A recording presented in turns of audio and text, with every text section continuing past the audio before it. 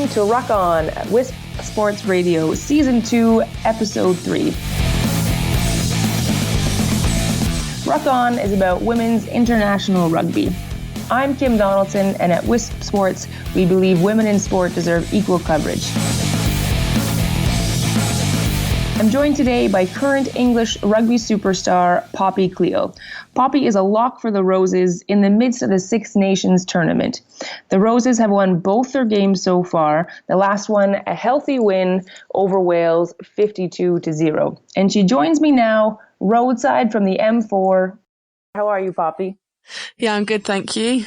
Yeah, it's good to be here. So far, you're underway into Six Nations. We've got 2 wins. You also have one Six Nations championship title under your belt. How are you feeling so far about the tournament? Yeah, at the moment, it's really positive things. We've got a really good setup with England at the moment. We're doing good things. So, you mentioned I've got one Grand Slam under my belt, but, that's been and gone now, and I just really want to get another one. It's just so exciting for women's rugby in England and all around the world at the moment. And to be a part of that, it's great. And I'm just enjoying every time I get on the pitch, really, at the moment. That's awesome. And so what do you mean by that? It's a great time to be part of women's rugby in England right now. What's going on?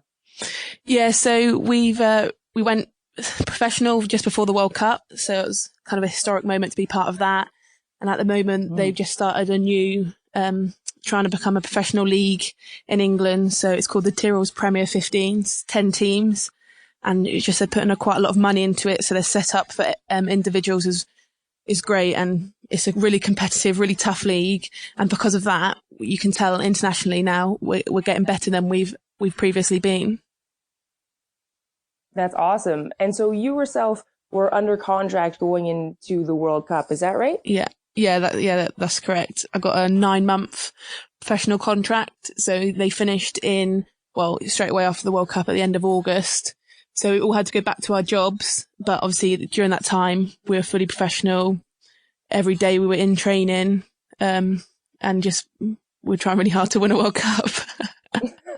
Yeah, it takes some amount of work for sure. I've been there. Yeah, you've been there. Oh, we've been in the same boat. Yeah, that's right. And so how have things changed for you since those contracts were taken away?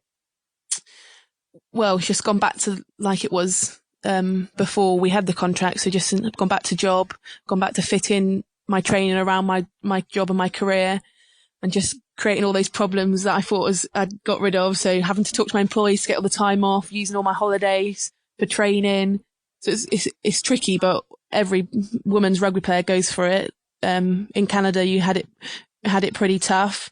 And, we've been lucky in some of the aspects, but, we're going back a little bit, but hopefully looking forward to the future, it's going to go back to being, fully professional again. So do you just makes you want it more? So now we've gone forward, kind of shoved around pillar to post, but now, it's really exciting times and we're looking forward to what's going to be coming. So do you feel like this new league structure is kind of like another beacon of light? Yeah, like it is. You're going in the right direction again? Yeah, absolutely. So we've got so much more coverage. We've got a main title sponsor, so that's Tyrrell's, which is, I don't know, you don't have them over anywhere abroad. It's a crisp thing here, but yeah, it's a crisp brand. So it's like Walkers, or what do you have over there? Like Lay's or something? Or what crisps do you have? Yeah. Potato chips is what we would call them. But okay, yeah, potato chip. Yeah, but sure, crisp. Yeah, like a Lay's might be something kind of comparable, like thin. Okay. Like a thin, very white chip, right? Yeah, that's it. So they're our title sponsors. So if you get man of the match, you get a free pack of crisps. But so Whoa, we've had all right. pushing the boat out. So that's now we've had people coming from abroad. So I think Harlequin's just signed the World Cup winning prop Aldora Aitunu. So we've got internationals from around the world. We've got Gail Mignot, the ex-French captain, coming over to play. So it really is quite a big thing out here in England, and it's really good that we're getting all this support. We just at the weekend had a record crowd for a home Six Nations game at Harlequin Stoop. So it's exciting, and I'm really happy to be involved and for it to be going that way. So it's good. Excellent.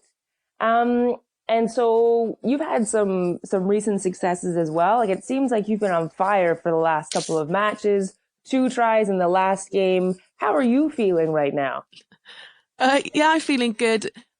People have been saying, "Oh, you're in the form of your life and stuff," but I just try to play my best every time I go out there, and I'm happy with my performances at the moment, and I just got to keep playing the way I am. It has helped the fact that the Women's Premiership has become now more elite, and that's really helped me. I've moved to a new club this season, so that's also helped. And I think, don't they say that 25, 26, you're supposed to be in the prime of your career? So I think my age has helped as well. Yeah, I think for women, actually, like you're just kind of like taking off. And I think women hit their peak kind of late 20s. So you've got a lot more to give, apparently. Okay, that's good. I'll only get better. And so with players like yourself, with Sarah Byrne, it seems like England has a very skilled tight 5 right now. And almost like you're moving away from kind of your traditional tight 5 or for scrumming and mauling and lineouts, and you've got some very versatile tight 5 players. Have you seen that shift in the program? I think when we lost the World Cup final, we knew that we hadn't done everything right, and there was things that we needed to change. So, the last couple of months, our coaches have really been saying we need to up our physicality for one, we need to up our confrontation, and we want kind of ball playing, back rows and front 5. So we definitely are evolving, if that's the word you probably use, and trying to change the way we play. And I think that just helps me and the likes of Sarah Byrne kind of stand out, and because that's what we like to do. We've always liked to do that sort of thing. So now that, our national team are playing in the sort of style that really suits us, I think that kind of proven dividends for us personally. Right. That style is suitable to you.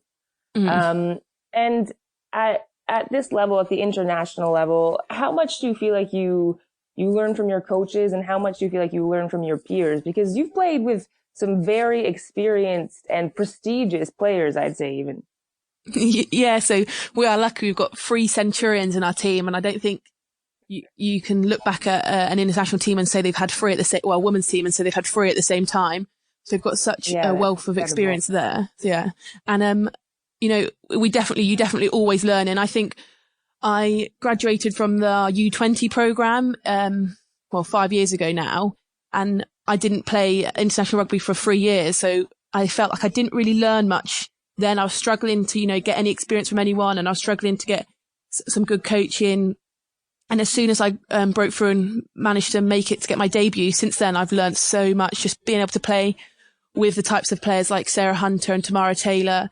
You learn so much, and people think because you've made it to the top of your game and you're playing on an international stage, that you must have learned everything. But absolutely not. That's not the case. Even when I'm playing against the likes of Safi Ndiaye from France, they're incredible, and you get to learn a lot from all these athletes. So it's a good environment. Yeah, absolutely. And let's talk about maybe your pathway a little bit more. Is it true you started playing rugby at the age of 6? Yeah, it's true. So I used to play with my twin sister. So I think we're lucky in England that we've got those opportunities to play from such a young age. And now it's incredible the amount of young females that are in the game. And you can just see by our 18-year-olds and 19-year-olds coming through that they've been playing rugby now for 15 years before they make it onto the international stage. So yeah, I've been playing since I was 6, a long time, so long. From the age of 6, wow. And then is it something, I mean, obviously at the age of 6, like you're just kind of running around and trying to keep the ball in 2 hands. And, but England arguably has the greatest depth of any women's international side. So what do you feel, is kind of the magic that makes that happen? Is it because you have mini rugby programs and opportunities for girls to play at younger levels, or what is it that makes that depth chart so strong?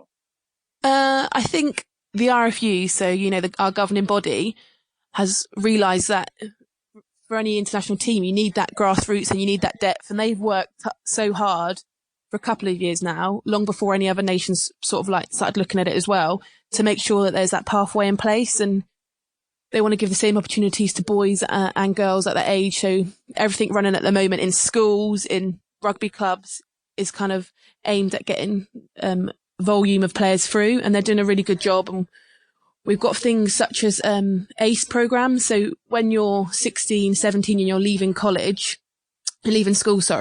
you can go to a specific college for women's rugby and just learn women's rugby. And get coaching qualifications in that. So the opportunities in England is huge. Yeah, it sounds like it. And what do you think England's biggest strength is right now? Ooh, our biggest strength. What do you mean if I said the forwards? Because we are pretty good.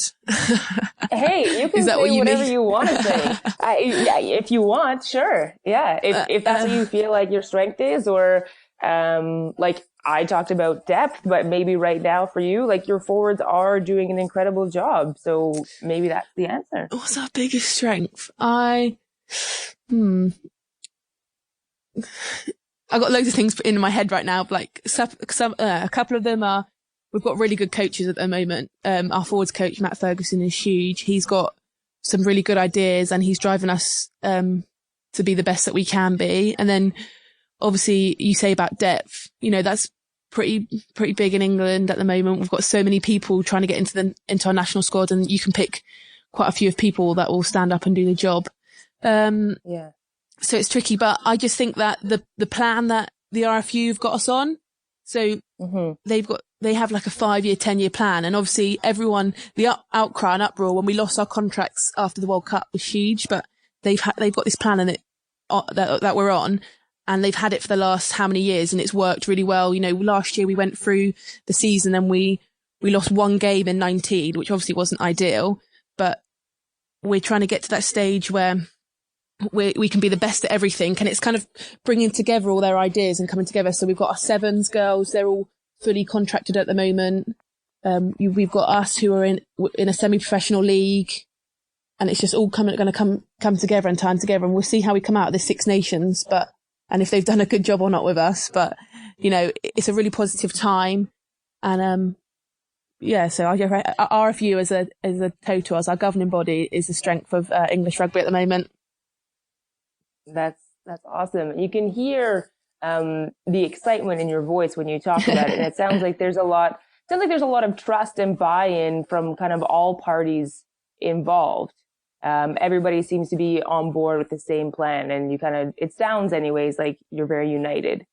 Yeah, I think that in my voice you probably hear is, I feel lucky, like we're extremely lucky that, the RFU have done such a good job, because obviously other nations haven't, but you've just got the likes of Australia, setting up professional contracts for their female players, and they're paying their sevens players the same as their men. So other nations are following, and it's only going to get better for the women's game and grow women's sport as general, because obviously you've got your Canadian sevens team and the American sevens team, they're professional as well. So other teams are sort of waking up and listening to what needs to be done, and it's just good all round. And I think that if England can lead the way, it's just good for all women's sport, really. Agree. This is such an uplifting conversation, Poppy. It makes me excited. So I'll let you go in a sec, but one last question. Let's talk about the love of your life. Hard. No, the love of your life for Reginald the rabbit. Tell us about him. You want to know about my rabbit? Well, he's called Reginald Ernest Cleall. He's coming up to 1 year. No, 2 years. No, he's come up to 2 years. Oh, he's so old now. I know. Yeah. He is. And he's a house rabbit, so he stays indoors. Obviously, at the Six Nations at the moment, he's with my parents, so they're looking after him. And he's in the doghouse, actually, at the moment, because he chewed through my mum's telephone wire and her computer wire, and so she couldn't use it for a couple of days. So he's in the doghouse. Oh, that's too bad. Does he have any rabbit friends, or what's his social life like? He has no rabbit friends, no, but he likes humans and he's got loads of friends. I've always got my friends coming to visit him. But he's maybe getting a friend at the moment. Depends if he bucks his behaviour up, and I think he deserves a friend. You got any good names? I will think about it for you. I have a cat and his name is Linguini, so don't take that one. No, I won't have that one. I definitely won't have that one. All right. I think that's it. Thanks so much for taking the time to join me today, Poppy. No worries. Thank you. All right. And good luck this weekend against Scotland and with the rest of the tournament. Cheers. Thank you. And for more conversations from the world of women's sport, including articles, videos, blogs, and podcasts, visit wisports.com. You can also follow us on Twitter at wisports. You can follow Poppy at Poppy_G_C and myself at Kimmy Donaldson. With Sports Radio is the largest podcast network for women's sport in the world, with more than 700 episodes across 30 unique shows and a global audience of 1.5 million. You can listen on our website or subscribe on your favorite podcast player. Thank you for listening to With Sports Radio and supporting women's sport everywhere.